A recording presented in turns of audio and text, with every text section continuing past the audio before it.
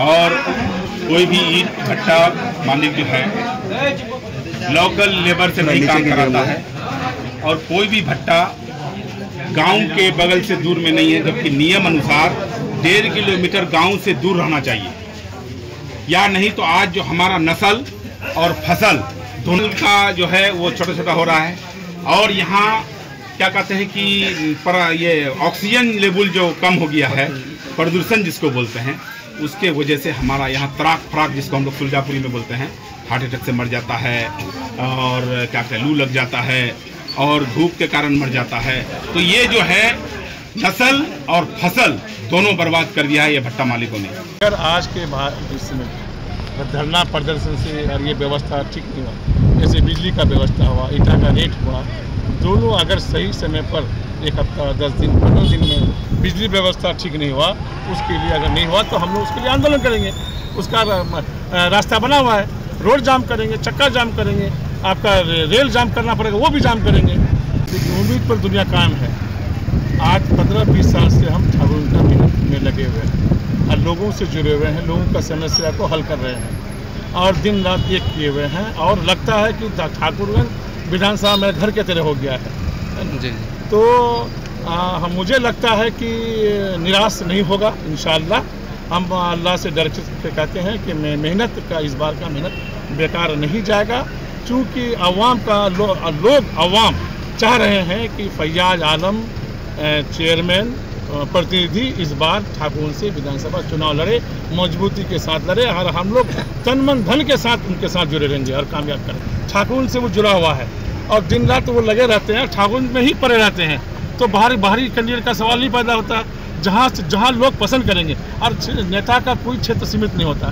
जैसे अख्तरुल इमान साहब से हमारे माननीय सदर हैं, वो खोजा दमन के लड़ते हैं, वो यहाँ से अमर वैसा से, तो लोग वहाँ उनको मानते हैं, दिल से मानते हैं उनको, फिर दोबारा वो अख्तरुल इमान साहब वहाँ से जीतेंगे। आप लोग, हम बहुत दिन से मेहनत कर रहे हैं, आप लोग तमाम लोगों से गुजारिश है कि आप लोग मेरा साथ इस बार तन मन धन से साथ दीजिए ताकि आप लोगों का मैं खिदमत कर सकूं और खिदमत करता रहूं। मेरा मांग है कि भट्टा चले, सरकार के नियम अनुसार चले। सरकार का नियम है कि बाहर से मिट्टी नहीं काटना चाहिए। जितना भट्टा बहादुरगंज में है सारे भट्टा बाहर से मिट्टी काटते हैं। और बिहार सरकार का नियम है कि नगर निगम में, कोई भी नगर निगम में भट्टा नहीं होना चाहिए। बहादुरगंज प्रखंड में जो नगर है, इस नगर में 17 भट्टा है। आखिर किस हिसाब से उसको लाइसेंस मिला और कौन पदाधिकारी इसको लाइसेंस दिया, इस पर कार्रवाई होना चाहिए। और जो सबसे बड़ा मुद्दा है, ईंटा का रेट कम हो। जब तक ईंटा का रेट कम नहीं होगा तब तक हम लोग पीछे नहीं हटेंगे। आम नागरिक रोड पर उतर जाएगा। सिर्फ तौसीफ आलम का बात नहीं है, यहाँ पूरे विधानसभा का बात नहीं है, पूरे जिला का बात नहीं है, कोसली कमिश्नरी का बात है। जो यहाँ रेट आनन फानन में बेचा जा रहा है, 12,000, 11,000, 12,000, 13,000 तक ईंट बिक रहा है। आखिर इसके पीछे है कौन? कोसी कमिश्नरी में जो माफिया चला रहा है, माफिया तंत्र, ईंट भट्टा लोग एक संगठन बना करके एक अवैध वसूली कर रहा है। मेरे वक्त में ही जो बना हुआ है पावरगिरी मेरा ही बना हुआ है, बहादुरगंज में, पथरगट्टी में, आलताबाड़ी में और बगुला हागी चढ़ागढ़ में 4 हम नया पावर स्टेशन हम बनवाए थे। विजेंद्र जी अभी मौजूद है, उनसे हम मांग करके लाए थे। अभी इस 5 साल में कोई भी पावर स्टेशन नहीं बना, मेरे वक्त का ही बना हुआ है। और जो भी बना है बढ़िया बना है। ये सिर्फ बहादुरगंज विधानसभा के लिए मैं नहीं कह रहा हूँ, पूरे जिला का बिजली का हाल यही है, पूरे बिहार का ये स्थिति है। आवाज से लेकर मोटरसाइकिल तक टका ही टका ले जाया था। ये मैं तो कह रहा हूँ कि मोटरसाइकिल रसीद में 3,000 रुपया लेके जाइए तो आपका शुद्धि पत्र मिल जाएगा आपको। आप 3,000 रुपया अगर नहीं दिए तो अस्वीकृत करके आपको दे देता है। आप बीबीसी का चक्कर लगाइए। सरकारी अस्पताल में सर बिना टका लिए हुए, सरकारी अस्पताल में आप एक थोड़ा सा क्या कहते हैं इसको, जख्म हो जाए, थोड़ा सा चोट लग जाए, आप चले जाइए, वहाँ पेपर तैयार है, रीफर, एक तो साला रीफर। भाई ये क्या सिस्टम है? तो बंद कर दो हॉस्पिटल, काहे हॉस्पिटल बंद कर रखे हो भाई? हॉस्पिटल चलाओ, यानी तो वो रीफर वाला काम बंद करो। क्या आप ईंट का रेट क्या लेना चाहते हैं? दूसरी बात यह है कि ये तकरीबन 1 महीना से मुद्दा गर्म है और यहाँ पर एक बात और भी आई है, जैसे कि मैंने कहा कि ईंट भट्टा में जितने काम करने वाले मजदूर हैं उन लोगों का इंश्योरेंस होना चाहिए। बहुत सारे लोग मर जाते हैं, दब जाते हैं, उसका कोई पुराने हाल नहीं, उसको जो आप मजदूरी दे रहे थे उसी के हिसाब से उनको रुखसत किया जाता है। तो ये होना चाहिए, इंश्योरेंस होना चाहिए।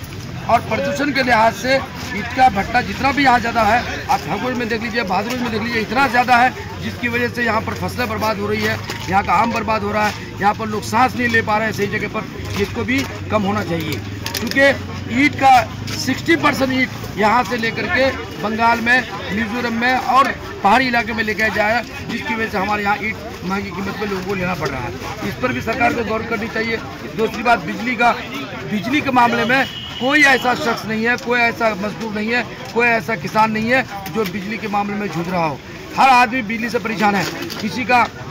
किसी को बिजली टाइम पर नहीं मिल पा रही है, किसी का बिजली का बिल गलत आता है, किसी का नाम सुधार नहीं हो पाया है, किसी का कनेक्शन नहीं लग रहा है। ये सारा समस्या है। और हमेशा जरा सी बारिश हो गई, बिजली गुल हो गई 24 घंटे के लिए, तो बहुत सारे मुद्दे हैं जो सरकार की लापरवाही का नतीजा है।